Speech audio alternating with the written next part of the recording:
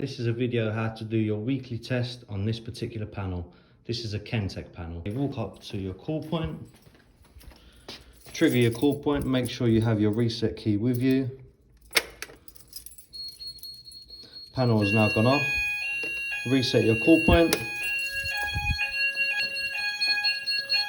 Now you need to enable the controls on your panel with your key.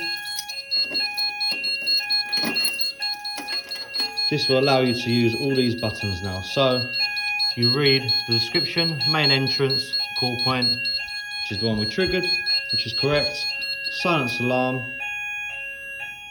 reset.